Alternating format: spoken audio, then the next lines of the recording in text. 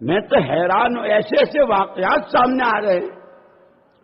ایک مرتبہ میں دلی سے آ رہا تھا، اپنے گھر جا رہا تھا، راستے میں ایک ساتھی کا فون آیا، مول صاحب مسئلہ بتاؤ۔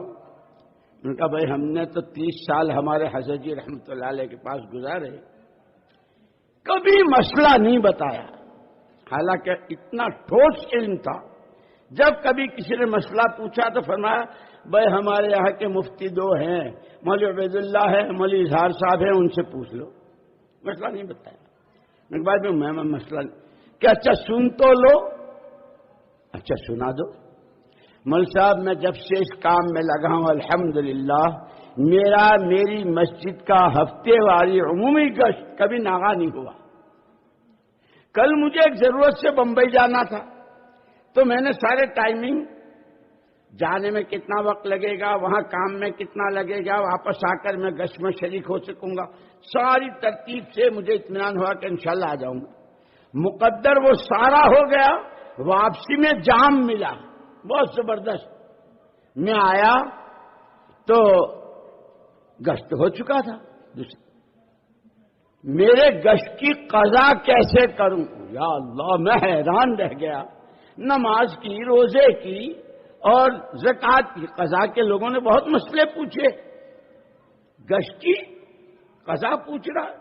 خیر میں نے اس سے بتایا جب دعوت کی عظمت، دعوت کی اہمیت، اس کا ایک ایک عمل جس پر محمد صلی اللہ علیہ وسلم کی ذات گرامی اور کیا آپ کی جان اور کیا اس کی قیمت، جب یہ اندر ہوتی ہے تو پھر آدمی چیزوں کی پرواہ نہیں کرتا ہے۔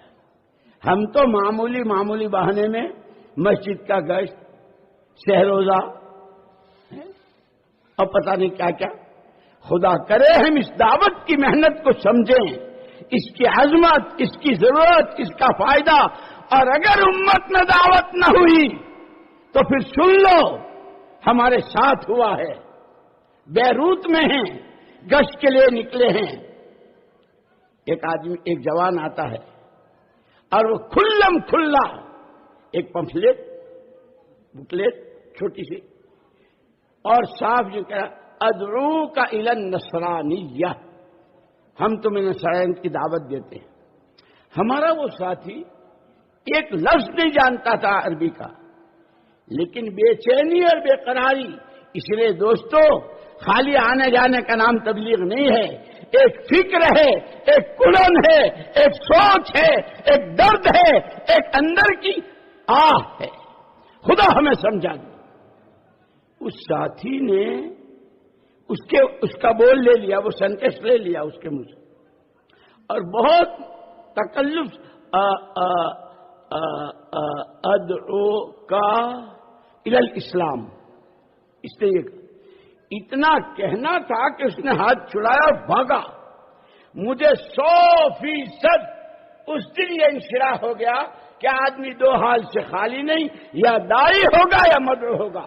آج امت معاشرے میں، معاملات میں، کھانے کمانے میں اور شادیوں میں، رہن سہن میں، یہاں تک کہ عقائد میں، عبادات میں مدعو ہوئی پڑی تھی۔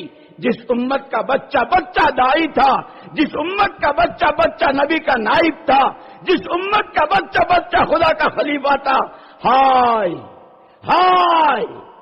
جیسے مولانا الیاس صاحب رحمۃ اللہ علیہ نے، کسی نے پوچھا آپ کہتے ہیں میرا کام، آپ کا کام ہے کیا؟ فرمایا میرا کام تو رانڈ کا رونا ہے۔ حضرت وہ کیا؟ ایک عورت جس کے سر سے اس کے شوہر کا سایہ اٹھ جائے وہ کیسی بلبلاتی ہے؟ اس کے سارے ارمان، اس کے سارے شوق و جذبات جس سے وابستہ تھے، آج اس کی دنیا اجڑ گئی۔ فرماتے تھے میرا کام تو بیوہ کا رانڈ کا رونا ہے۔